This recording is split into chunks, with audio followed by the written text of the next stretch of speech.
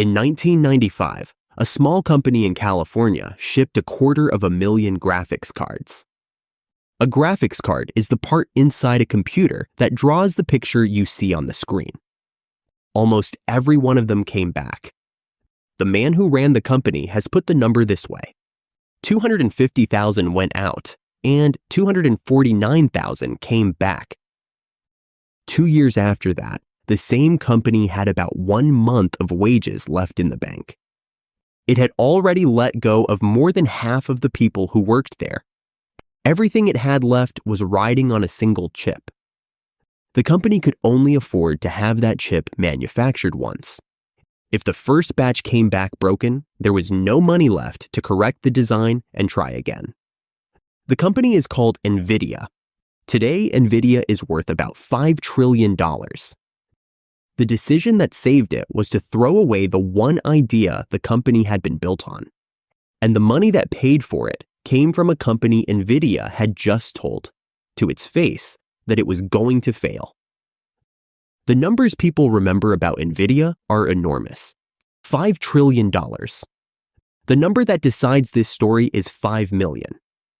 That is what a Japanese games company paid NVIDIA in 1996 for a chip it had just been told it would never receive.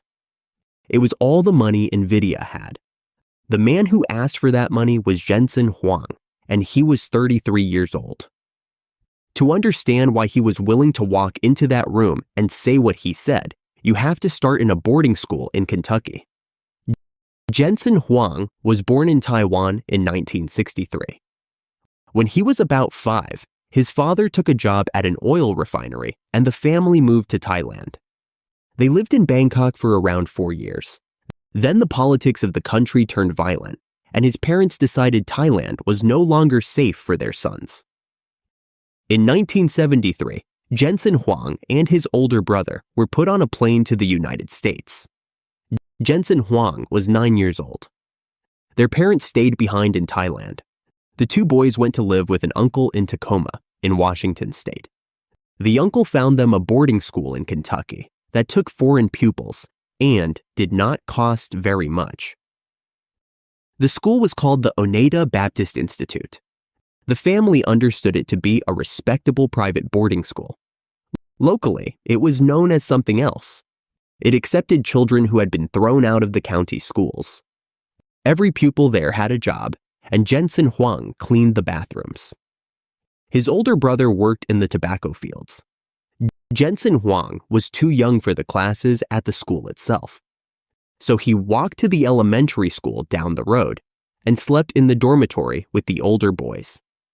He has said his roommate was 17, covered in stab scars, and could not read. The two of them made a trade. Jensen Huang taught the older boy to read, and the older boy taught him to lift weights. Jensen Huang and his brother were at that school for about 2 years.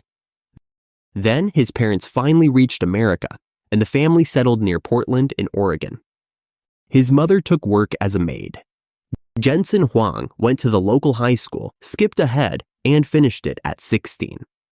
He also became very good at table tennis. In 1978, a Portland club owner wrote to a magazine to describe him, perhaps the most promising junior ever to play table tennis in the Northwest. The same letter mentions that he scrubbed the floors of the club to pay for his tournaments. From about 15, he worked at a Denny's.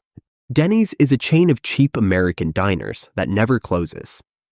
Jensen Huang washed the dishes, then cleared the tables, then waited on them. He worked the shift that runs through the night. He has said since that he thinks most clearly when things are going badly, and that he learned it in a restaurant at the dinner rush. He studied electrical engineering at Oregon State. In his first year, the class was split into pairs for laboratory work. Jensen Huang was put with a student called Lori Mills. There were around 250 people studying electrical engineering, and very few of them were women. Jensen Huang was 16 years old and looked younger. He has said he set out to impress her, not with his looks, of course, but with his strong capability to complete homework. He asked her out about 6 months later, and they are still married. He finished his degree in 1984 and went to work designing chips. First at a company called AMD, then at one called LSI Logic. He took a master's degree at Stanford in the evenings while he did it, and finished it in 1992. At LSI Logic, he ended up running a division, and he worked alongside two engineers from Sun Microsystems on a chip that drew the graphics for Sun's workstations. Their names were Chris Malachowski and Curtis Priem.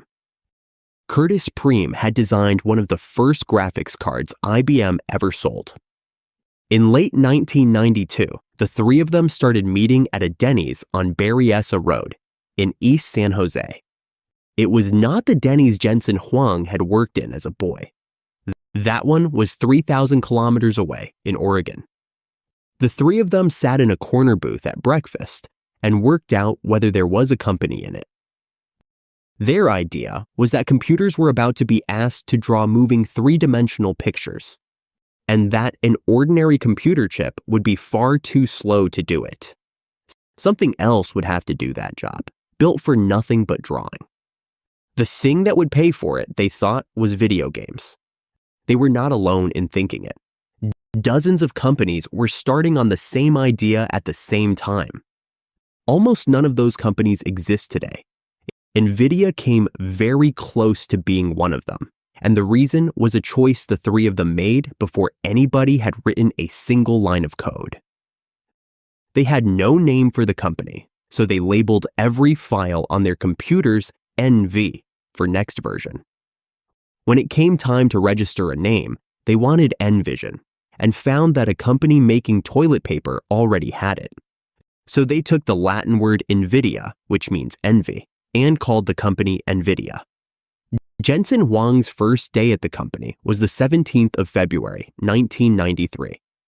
It was his 30th birthday. The company was formally registered 7 weeks later in Sunnyvale, California. To register it, the three founders each paid $200 of their own money. Two Silicon Valley investment firms, Sequoia Capital and Sutter Hill, later bought a slice of the company for about $2 million between them. That is what venture capital is. A firm hands a young company money and takes a share of the company in exchange. Now, the part that decides everything. A three-dimensional picture on a screen is not really three-dimensional. It is built out of flat shapes stuck edge to edge, the way a football is stitched together out of panels. The more shapes you use, the smoother the curve looks. In 1993, nobody had agreed which shape everybody should use. NVIDIA chose the four-sided shape, the square. Almost everybody else chose the triangle. Choosing the square was not a stupid decision. A curved surface needs fewer squares than triangles to describe it, which meant less work for the chip. Sega's arcade machines and its Saturn console worked in a similar way. That made it easier to move Sega's games onto an ordinary computer. And there was no standard yet to be wrong about. NVIDIA's first chip was called NV1, and it went on sale in the autumn of 1995. It tried to do everything at once. It drew the graphics, it produced the sound, and it had sockets on the back for Sega game controllers. In the shops, it was sold as the Diamond Edge 3D, and it cost between $250 and $450. On the 30th of September, 1995, Microsoft released a piece of software called DirectX. The following June, it added the part that mattered, called Direct 3D. Direct 3D was the common language that computer games would use to talk to graphics hardware, and Microsoft built it around triangles. Overnight, the whole industry had agreed on a shape, and it was not NVIDIA's shape. A card that drew squares could not speak the language every new game was about to be written in. NV1 could be made to run Direct 3D, slowly, in a way that satisfied nobody. And then the cards came back. 250,000 went out.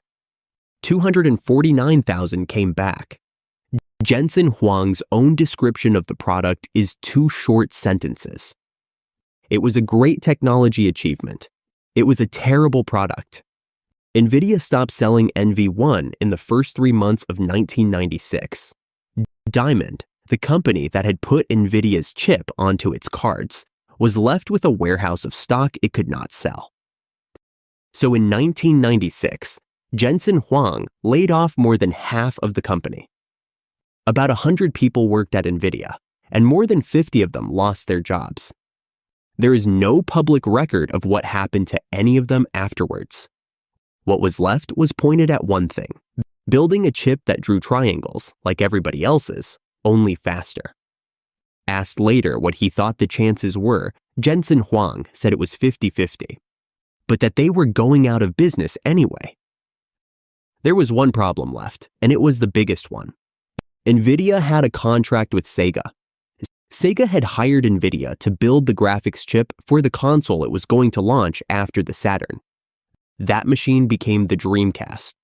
The Sega contract was the only real money coming into NVIDIA. And the chip Sega was paying for was the old kind. The square kind. The kind that had just been made worthless. Jensen Huang has described the position he was in plainly. The company would finish the project and die, or it would not finish the project and die right away. Finishing Sega's chip would spend the company's last months building a design he now believed was wrong. Walking away from the contract would end the only money the company had. So Jensen Huang went to Sega and asked for something he had no right to ask for. The Sega executive he spoke to was called Shoichiro Irimajiri. Irimajiri had spent his career at Honda building racing engines before he moved to Sega. Jensen Huang told him the truth in the order that made him look worst. If NVIDIA finished the console chip, NVIDIA would go out of business. And the chip would be the wrong chip anyway, because the industry had moved to the other shape. Then he asked Irimajiri to release NVIDIA from the contract, and to pay for the chip in full regardless. Sega would receive nothing at all in exchange. Irimajiri thought about it for a couple of days. Then he came back and said that he would like to help. Sega paid about $5 million for a chip it never received. In Jensen Huang's words, it was all the money that they had, and it gave them just enough to hunker down. Sega built the Dreamcast with a graphics chip designed in Britain instead. Sega also ended up owning a small share of NVIDIA, which it sold years later, after Irimajiri had left, for $15 million. Turning a chip design into a real piece of silicon is called a tape-out. You send the finished design to a factory, and some weeks later, the first physical chips come back. If anything is wrong, you correct the design and do it again. Each attempt costs months and a great deal of money. Every chip company expects to do it more than once. Jensen Huang told his engineers they would do it once. He told them that if they needed more than one tape-out, they would not need it because the company would be out of business. Which left the question of how you make a chip perfect before you have ever held one. The answer came from a company that was going under. A firm called Ecos made a machine the size of a refrigerator that could pretend to be a chip that did not exist yet. You connected it to a computer, and the computer could not tell the difference. An emulator is a machine that stands in for a part nobody has built yet. NVIDIA telephoned Ecos and were told the company was closing. There was one machine left in the warehouse. NVIDIA bought it. In Jensen Huang's words, they bought the scraps out of a company that was going out of business. The machine was extremely slow. Simply starting Windows on it took about 15 minutes. But it meant the engineers could run real software against the design for months before a single chip was manufactured. They found the faults in the machine instead of in the silicon. Then they taped out once. The chip worked the first time. The chip was called the Riva 128. It drew triangles. It spoke direct 3D. And it did the flat two-dimensional work and the three-dimensional work on the same piece of silicon. NVIDIA announced it on the 25th of August, 1997. In the week the Rive reached the shops, NVIDIA had enough money in the bank to pay everybody's wages for about 1 more month. It sold about 1 million of them in 4 months. In the first 9 months of 1997, customers paid NVIDIA $5.5 million. In the last 3 months of the same year, customers paid it $23.5 million. In 3 months, the company had gone from 1 month of wages to a real business. This is the point where most tellings of this story stop. But the chip is not the mechanism. Plenty of companies shipped one good graphics chip in the 1990s, and almost none of them exist now. By the end of the decade, more than 20 companies were designing graphics chips. Today you can count them on one hand. What NVIDIA did that the others did not was change how often it shipped. The industry replaced a graphics chip about every 18 months. NVIDIA decided to do it every 6. It split its engineers into 3 teams working at the same time on overlapping chips. So one team's finish line was never the whole company's finish line. A competitor who was late by 1 cycle was not late by a few months. That competitor was 2 products behind. And then there is the sentence Jensen Huang started saying in the 1990s. Our company is 30 days from going out of business. Jensen Huang has said he has used that phrase for 33 years, and that the feeling behind it has never gone away. The sense of vulnerability, the sense of uncertainty, the sense of insecurity. It does not leave you. NVIDIA sold shares in itself to the public for the first time on the 22nd of January, 1999. Selling shares to the public means anybody can buy a small piece of the company, and the company gets the money. Buyers paid $12 for each share, and the company received $42 million. By the end of the first day of trading, the whole company was valued at about $626 million. 24 years later, NVIDIA was worth $1 trillion. 2 years after that, $4 trillion. 3 months after that, $5 trillion. So what did it cost? Of the 3 men who sat in that booth, only one ever left. Curtis Priem, the co-founder who had designed the graphics hardware, owned about 1/8 of NVIDIA when it sold shares to the public. Curtis Priem left the company in 2003 and sold the last of his shares by 2006. Most of what he had, he gave away. It went into a family foundation, and a great deal of it went to the university he had studied at. In 2023, Forbes worked out what that share of the company would have been worth if Curtis Priem had simply kept it. About $70 billion. His own fortune at that point was around $30 million. Curtis Priem has said he wishes he had kept a little more of it. Jensen Huang has run NVIDIA for every one of the 33 years it has existed. He has said he works 7 days a week, including holidays, and that he lives in a constant state of anxiety. He has said his drive comes more from not wanting to fail than from wanting to succeed. And he was asked directly, once, whether he would start the company again knowing what it would take. I wouldn't do it, he said.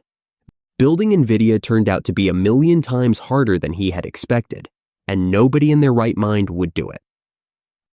In September of 2023, Jensen Huang went back to the Denny's on Berryessa Road. He sat down in the same booth, and they fixed a small plaque to the wall of it. 30 years earlier, 3 engineers had worked out at that table that computers were going to need a chip that did nothing but draw. They were right about that. And then they were wrong about very nearly everything that followed. They chose the wrong shape. They shipped 250,000 cards and got almost all of them back. They let go of more than half the company. And they went to their only paying customer and asked to be released from the work, and paid for it anyway. What was left was one chip they could only afford to build once, and a machine bought secondhand out of a warehouse from a company that had already failed. Jensen Huang has been saying the same sentence for more than 30 years. Our company is 30 days from going out of business. For about a month in the autumn of 1997, it was simply true. If you want to see a founder hear the word no about 100 times before it works, the next file is Melanie Perkins. She was turned down by roughly 100 investors before anybody agreed to buy a share of her company. That company is Canva. Thanks for watching.